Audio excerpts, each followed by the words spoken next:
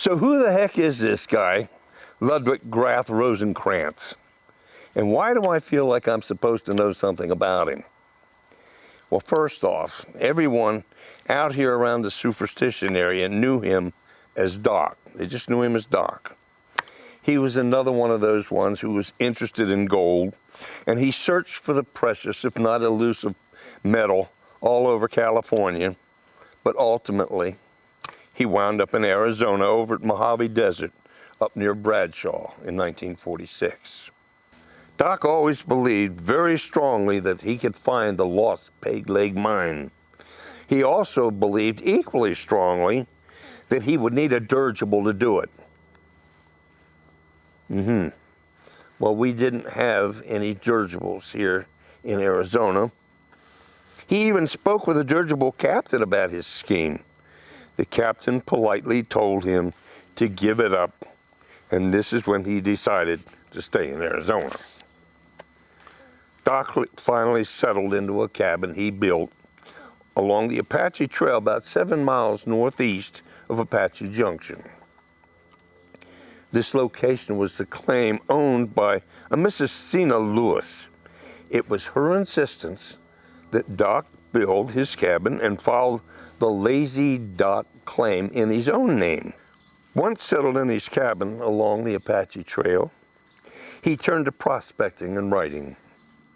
His first small book was titled Spanish Gold and the Lost Dutchman Mine. The first edition was published in 1949. His book so enraged a pious contemporary Lost Dutchman expert, Barry Storm, that Storm sued Doc for copyright infringement. The lawsuit was a bunch of hooey. It was a bunch of crap, but it served its purpose. Unfortunately, Doc was discouraged from ever publishing another work of his.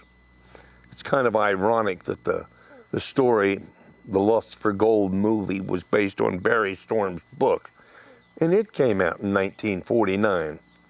Of course, that couldn't have anything to do with nothing, I guess. I don't know. However, that is not to say that Doc did not continue to write. But not all of his writing was about gold or treasure or that sort of thing.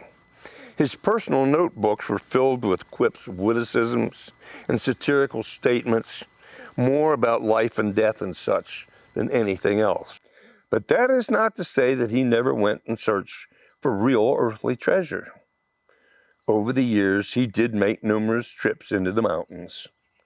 He spent time on Blacktop Mesa, Lewis Ridge, and East Boulder Canyon in search for the Lost Dutchman Mine. Time and again, he was denied his ultimate quest. He never found anything. Doc's old shack had a certain amount of nostalgia and magnetism about it, and it just seemed to attract people from everywhere. And make no mistake, Doc always had the welcome mat out. Of course, there was that little secret that he had. Under the floorboards, under the mat by the front door, there were 2 rattlesnakes, and they would buzz every time he'd stomp his foot on that mat. Now, that's a bit of a heart starter, I'd say, especially if you didn't know they were there. But even so, it didn't keep people away. Visitors and friends came to sit in his old shack to talk about the Lost Dutchman Mine, the superstitions, politics, religion, or their own ideas about life in general. People making their way to Doc's cabin included everybody from movie stars, Olympians, politicians, musicians, school teachers, police officers, and members of the worldwide press. The man had an amazing talent for wit that often dazzled everybody who was in his presence. That is what gained him the moniker Sage of the Superstitions. In the final estimation, perhaps the treasure Doc so desperately sought was never meant to be in the form of treasure or golden riches. He may have been a lot richer than even he thought possible without ever even realizing it. No matter how Doc may have looked at it, today for us it's just another one of those mysteries of the Superstition Mountains. Thank you for watching this episode of Mysteries of the Superstition Mountains.